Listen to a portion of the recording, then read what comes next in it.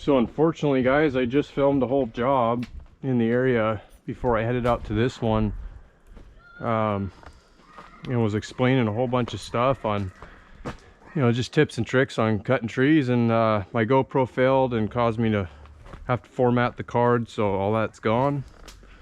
Anyway, we're here now with this tree that we need to take care of. Top broke out, went back over here away from the shed a while back, so now they're concerned about basically this thing falling onto the shop roof here. So we're gonna cut and get this ladder out of the way here. Okay.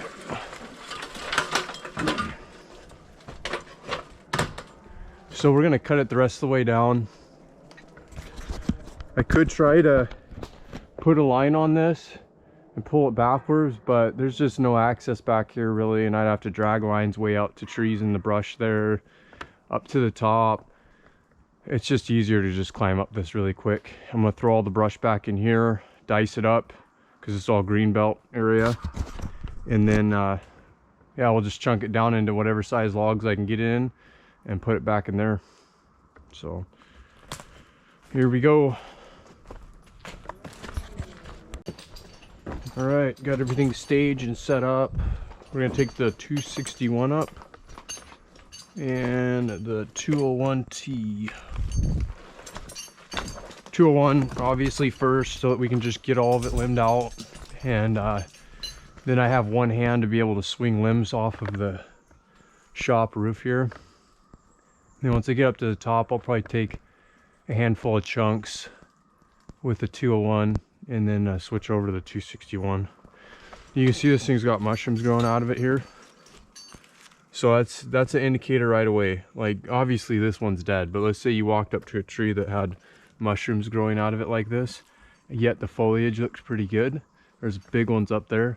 You know there's a lot of internal decay in this tree at that point, and that's when you gotta think about whether you want to climb it or do something different. Say this tree had its whole top in it, it was really tall. You really need to start investigating around the ground and determine if it's safe to climb. You could dig around the roots, look at the root system, bore the tree, which we'll bore this one real fast before I go up it. I'm not too concerned about it. It's a pretty solid looking tree. Still sounds decent down here. But we'll bore it just to see what kind of dust comes out of it and then start climbing up there.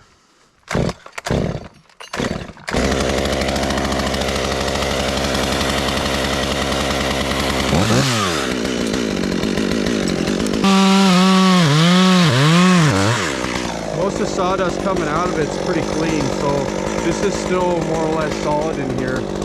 It's just as you get closer to the top, it's not doing so good.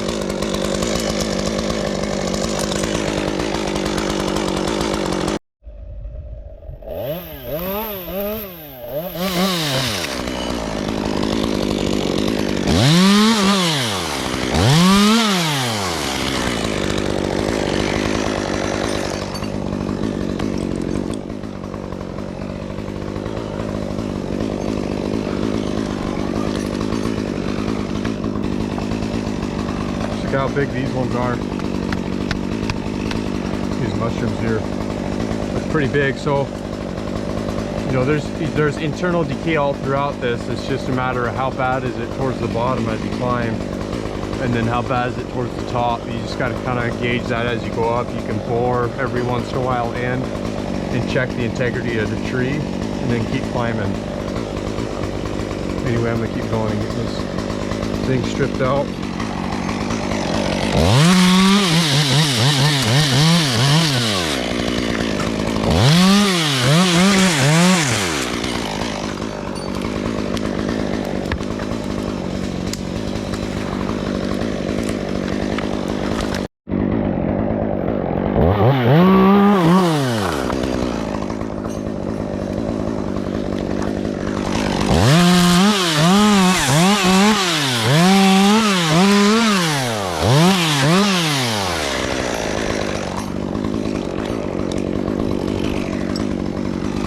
Watch out for those spikes as you guys are going up. There's like 3 of them right here.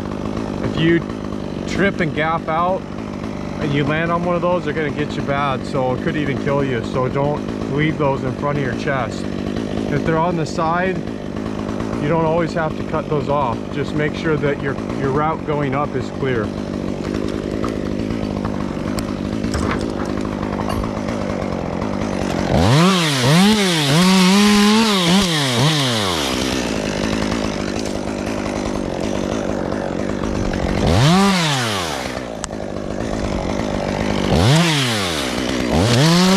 Do another bore and look at this thing.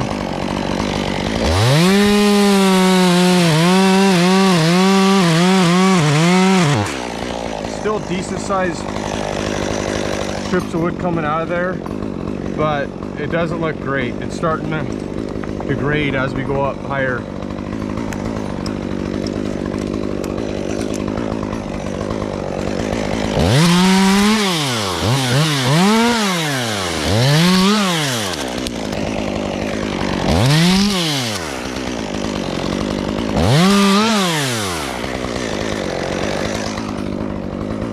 Pretty much got all the limbs now, so we just got to go up a little further. And okay, so here's what I'm feeling now in the tree. As I'm going up, my spikes are starting to sink, and they weren't doing that before.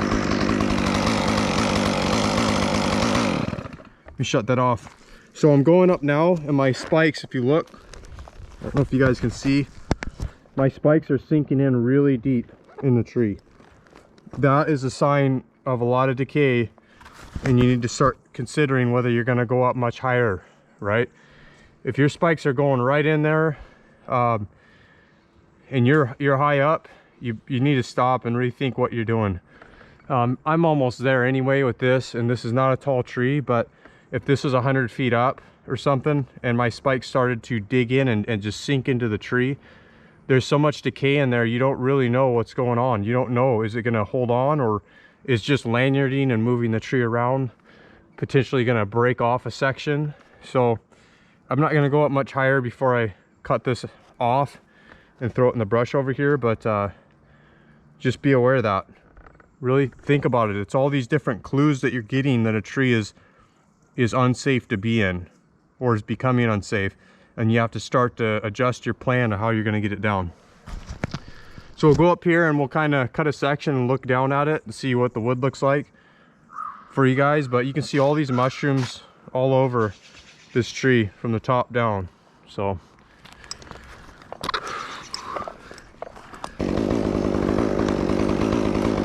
I'm going to bore this tree one more time right here and just kind of see where I'm at for good wood inside.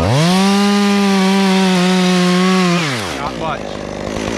That thing, that saw went right through that thing like butter. So that's it. I'm not going any higher than this.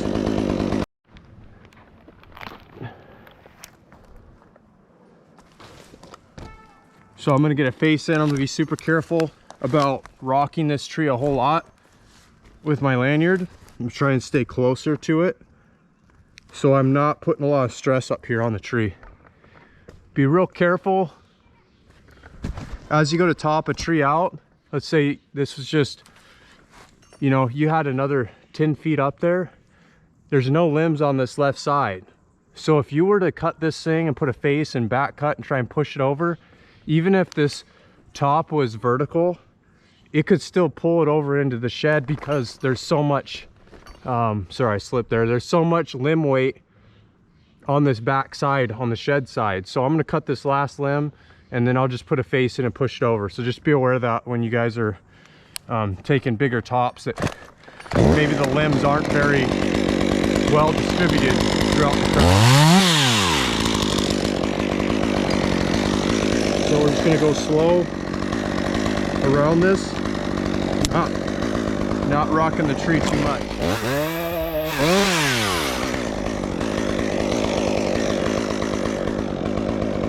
Let's find a clean spot to put the face in.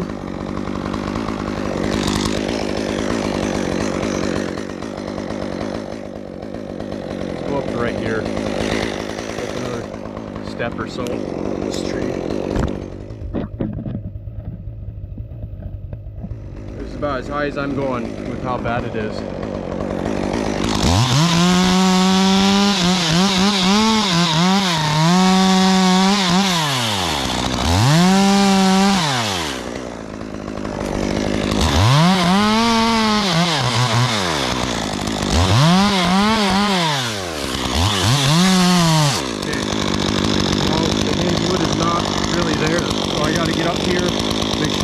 Pressure on this right away to push it over.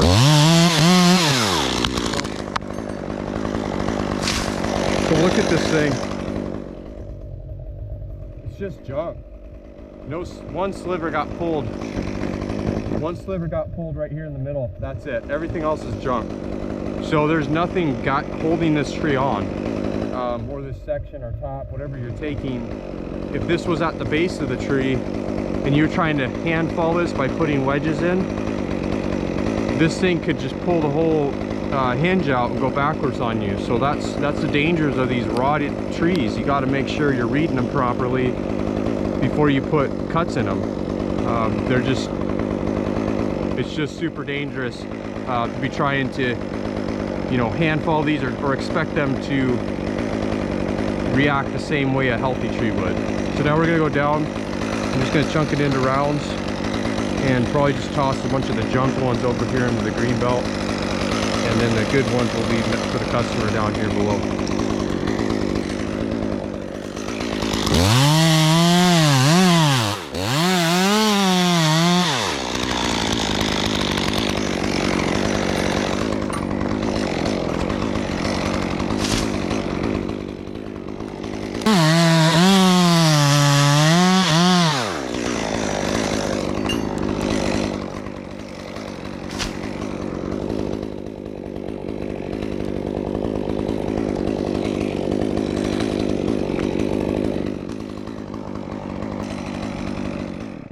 So I did want to talk about one thing. That last video I was filming for you guys and my camera failed.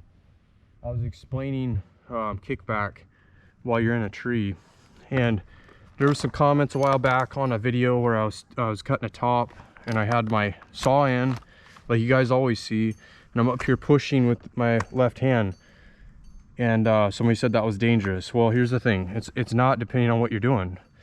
If your bar is, the tip is clear here, this is your kickback area right here on your bar, this area. So if this hits something, you're going to get kickback. The saw could come out of the cut and get you right now. Your arm's up here and you could get hit in the chest or in the neck. That's not going to happen if this tip is clear. This section of your bar is clear and it's sticking out the side of the tree.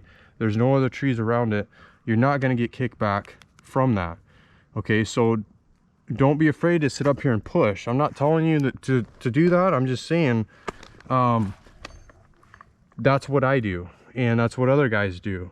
There's some people that don't, and they keep both hands on the saw and make the face back cut to take their tops.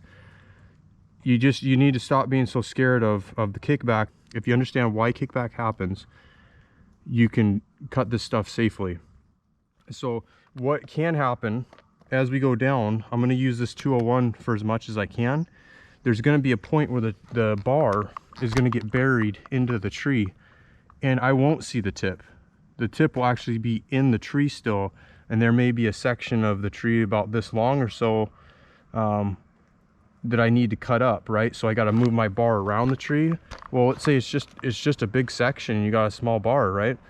This is where you do not put your saw in and start putting your hand up here and pushing, because what can happen is there's still wood around the tip of the bar inside the tree, and it can grab it. So if you push the bar in a little bit, it'll grab that section of wood that hasn't been cut, and it'll walk the saw back out of the cut and it'll get you.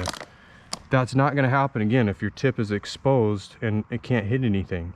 Realize that you can cut these things and be up here pushing as long as you are clearing that tip on your bar.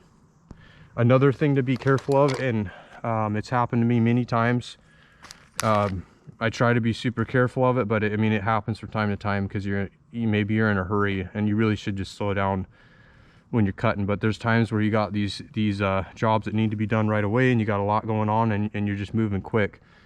when you go through the cut with your saw comes out the other end, the bar is still, or not the bar, I'm sorry, your chain is still spinning at speed, and you come back here to maybe put the saw in another cut, or to stow your saw by just making a small cut and then letting go of your saw, the chain will catch this part of the tree and it'll walk itself around the tree and towards your neck. And I've had that happen. So when you're bringing your saw through a cut and you're coming back, do not one hand your saw as you come back if that chain is spinning. Really, that's why I tell you guys to tap your chain on the log to stop it from spinning, so it can't do that to you.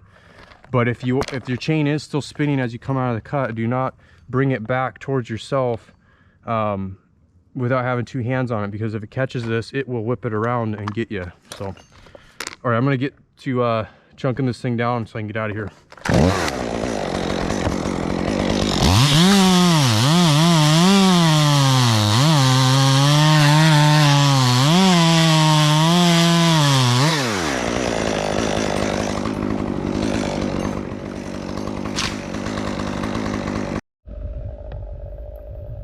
So we're coming down to a section that's starting to get too big for this 201. I'm gonna cut it anyway and just kind of show you what can happen.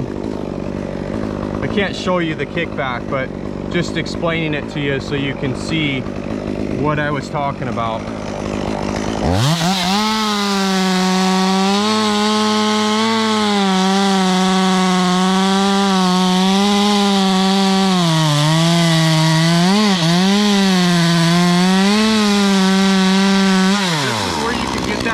Walking out of the cut, even with two hands on it, it can still get you. What will happen is, as I take my saw out of this cut and it's still running at full speed, I go to get my back cut and I tap this tree by accident right here. Now the saw walks itself out, I get kickback, and it comes around, and it'll happen really quick, even on a 201. So when you're doing your cuts, like snap cuts, be careful not to tap that tree or just stop your chain as you come out of the cut and then come into your back cut.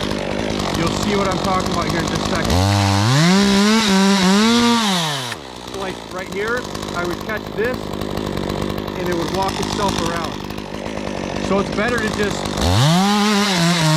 make the cut here, either stop the chain in there, if it comes out spinning, just tap the tree. Then make your